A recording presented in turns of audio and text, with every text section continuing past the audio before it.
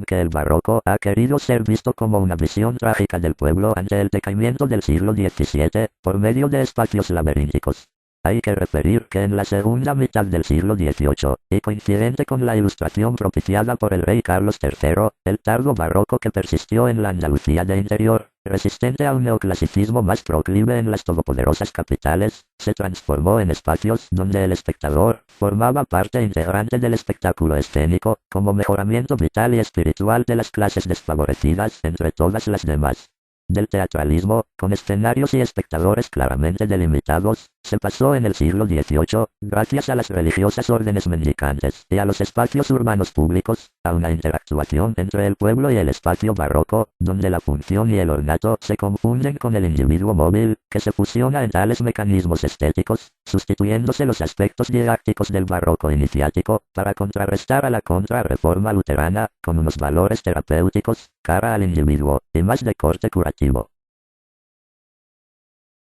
Remigio del Mármol Cobo, Alcalá la Real, 1758, Priego de Córdoba, 1815. Él mismo, se puede considerar uno de los más destacados maestros de la escuela barroca de Priego de Córdoba, que fundó el renombrado ingeniero Francisco Hurtado Izquierdo en esta villa cordobesa, a principios del siglo XVIII, y que continuaron otros maestros, como los granadinos Sánchez de Rueda, y su amplificadora Saga Interprovincial, y a las que prosiguieron los talleres priegenses de los Santaella, o el creado por Francisco Javier Pedrajas, los cuales acogieron a del Mármol en las últimas décadas del siglo XVIII. Sin duda, Remigio del Mármol heredó los conocimientos de esta escuela barroca, y del asentado arte andaluz por donde pasó, otorgando a estas estéticas, debido a su extraordinaria eficacia técnica y experimentativa, unos nuevos derroteros, los cuales conectaron este tardobarroco del interior andaluz, con las nuevas pautas del romanticismo y de la pre-vanguardia, que iluminarían tanto el siglo XIX como nuestra reciente historia artística y cultural.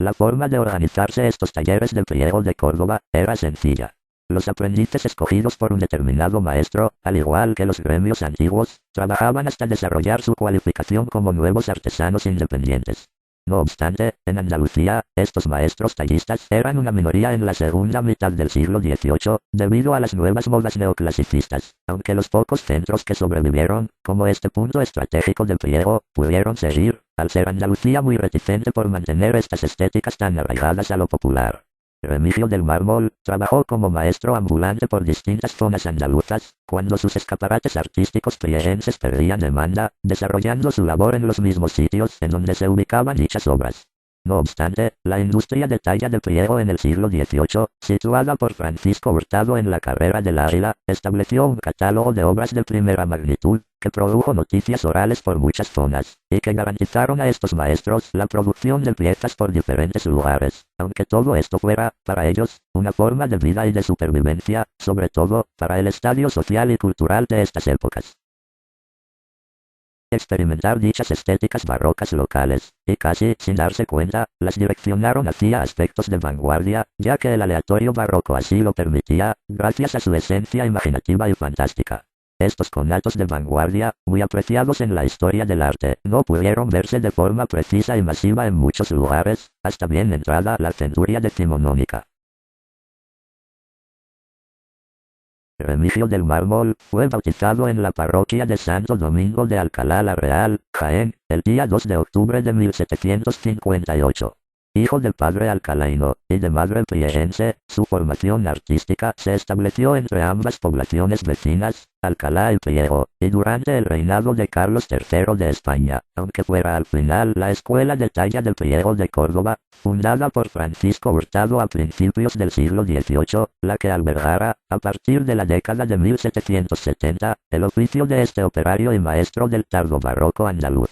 En Remigio del Mármol, observamos una adhesión a las formas de la escuela barroca de Priego muy especial. En arquitectura, se influyó de la obra de Francisco Hurtado, 1669-1725, de Jerónimo Sánchez de Rueda, 1670-1749, y de su maestro Francisco Javier Pedrajas, 1736-1817. Supo trasladar los conceptos de masa, luz, diafanidad, y blancura de la escuela, al interior de la iglesia del Carmen del Priego, combinando estos mecanismos estéticos con una discreta ornamentación, y reinterpretando sus cúpulas, barandas doradas, de una forma muy clarificadora, esquemática, y elegante. También supo influirse de componentes arquitectónicos y decorativos del Renacimiento andaluz, concretamente el granadino, jienense o cordobés, para adaptarlo armónicamente a esta estética barroca local, con conatos monumentales y excéntricos a lo Borromini, y que incluso Remigio mezcló con historicismos de nueva moda, a nivel decorativo y espacial, como el coetáneo estilo imperio, y que la saga de los Verdigier pusieron de moda por estas tierras andaluzas.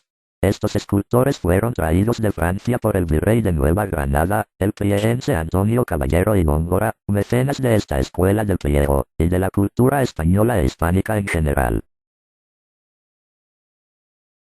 José Álvarez Cubero, 1768-1827, llegó a relatar en una carta de 1786, que le habían impresionado las imágenes escultóricas que representan las virtudes teologales, del Sagrario de la Cartuja de Granada, obras de Duque Cornejo, e integradas en el rico tabernáculo central, que Hurtado Izquierdo diseñó y ejecutó en Priego junto con los hermanos Sánchez de Rueda, a principios del siglo XVIII. Por tanto, no es de extrañar que artistas como Antonio Palomino, José Risueño, o José de Mora, colaboradores de Hurtado en este recinto cartujano, posean piezas singulares en espacios priegenses diseñados por este ingeniero de las costas del Mediterráneo.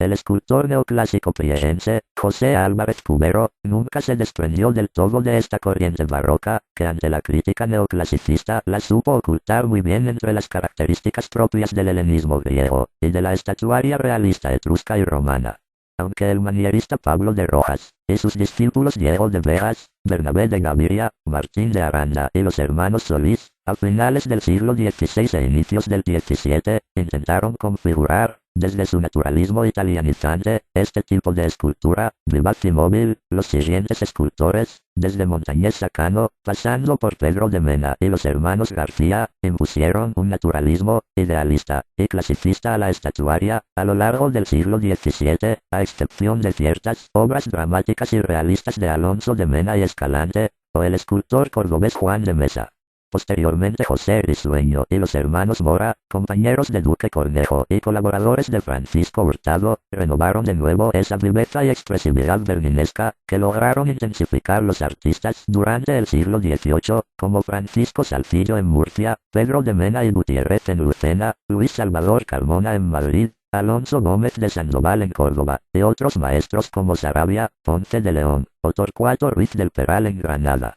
No obstante, serían los escultores Remigio del Mármol y Manuel González, llegando inclusive, por la dieciochesca moda de vestir las imágenes pasionales antiguas, a introducirles plumajes, cascos, corazas, vestuarios encolados.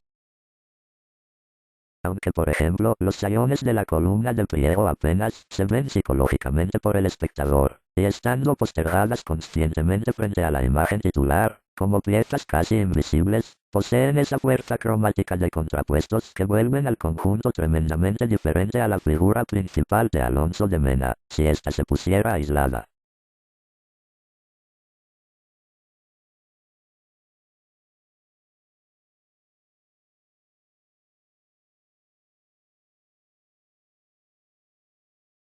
Estas imágenes de los sayones, que ostentan un auténtico estudio de posturas, formas y cromatismos, adaptativos y opuestos de una figura respecto a la otra, transformaron el paso barroco y realista de la columna en un paso de corte neoclasicista, fusionado con la corriente rococó de imaginería. La estatua de Neptuno de Priego, y su carro, repleto de figuras vegetales y animales, parecía, como otras estatuas en sus fuentes a modo de tazas, algo aislado y exento de lo que refleja este mito en el uso de unos diseños autorreproductivos, en donde la sección áurea o lo triangular marcan la oposición equilibradora, manifestándose como ecuaciones geométricas de contrarios alegóricos. Por ejemplo, la fuente de Neptuno de Priego es subterránea, lo contrario de una fuente situada por encima de la superficie. Este recurso se aprovechó para potenciar el hecho de que un individuo al sentarse, es decir cuando usa esta pieza, permita situar a Poseión al mismo nivel terrenal que el humano, igualándose a su vez con el mito. Todo lo demás, compuesto de geometrías internas o relaciones entre las figuras, se comporta como un escenario de teatro, con sus respectivos y sucesivos actos, en donde lo mitológico, lo religioso o lo antropológico, tienen cabida por su ambigüedad fusionada.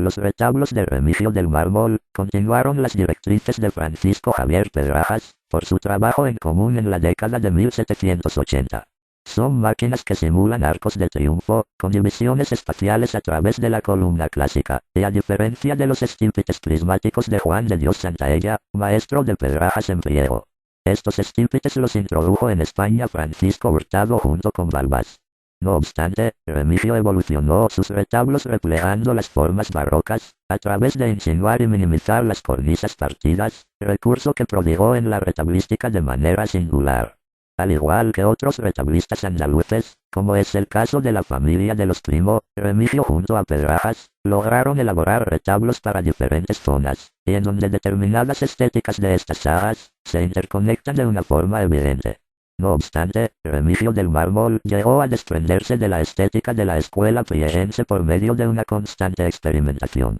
Al principio pintando los retablos, como hacía con las pinceladas de sus peanas escultóricas, en colores pasteles, marrones y azulados, avalados por la moda rococó, y posteriormente geometrizando las composiciones, aunque no quiso desprenderse del todo de ciertos aspectos curvos y tridimensionales de las masas talladas, como volutas caracoleadas, perfiles y perímetros adornados con caprichosas formas del barroco local, o algunas decoraciones vegetales en hojarascas o rocallas, que las fue transformando progresivamente en elementos clásicos, como los afrancesados laureles de estilo imperio napoleónico, ya a principios del siglo XIX. Posteriormente simplificó los retablos, al fusionarlos con el Renacimiento y Neoclasicismo, por su condición de maestro mayor de obras públicas de Priego a partir de 1803, y aprovechando esta circunstancia para integrar e incorporar esculturas y pinturas. Sus composiciones alegóricas le llevaron, casi sin darse cuenta, a evolucionar el barroco en el que nació, hacia aspectos propios de la vanguardia arquitectónica, indagando en el funcionalismo y en el organicismo de sus fuentes domésticas, con diseños alegóricos muy personales por medio de una libre modulación de los perfiles, y fuentes públicas, como la de Neptuno en Priego del año 1803, habiendo sido descrita esta monumental fuente por distintos escritores, como una de las producciones que marcaron el canto del cisne del barroco español.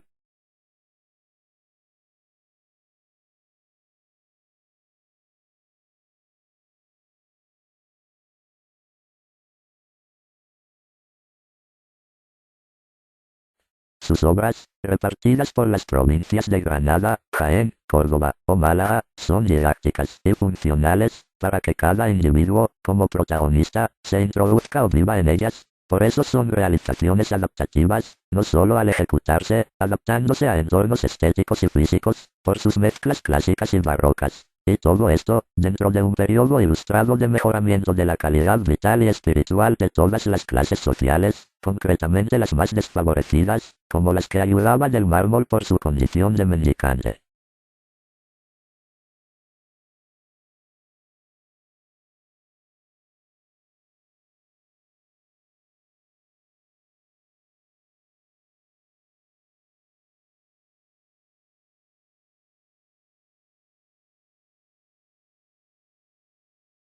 Perteneció a la Orden del Carmelo, de Córdoba y Granada, entidad que recreaba las formas de vida de los primitivos cristianos de este monte sagrado, en una comunidad de frater, es decir, hermanos, que convivían asumiendo los temperamentos de cada individuo, para el servicio de los segmentos más frágiles de la sociedad, y por medio de la selección personal de formas e imágenes particulares, que aluden alegóricamente los paradigmas anímicos, comportamentales y antropológicos de los seres humanos, dentro del universo cultural y real que los envuelve. De todas las etapas que pudo desarrollar Remigio del Mármol, fue la que abarca los años 1790 a 1803, la más destacada en su producción. Es en este periodo donde se observa a un Remigio experimentador, fusionador de formas, de gran carácter compositivo, y a través de una gran eficacia en la elaboración de piezas, con unas composiciones en las que aprovecha todos sus recursos físicos e intelectuales para ofrecer estéticas compactas, minimalistas y decorativamente muy estudiadas.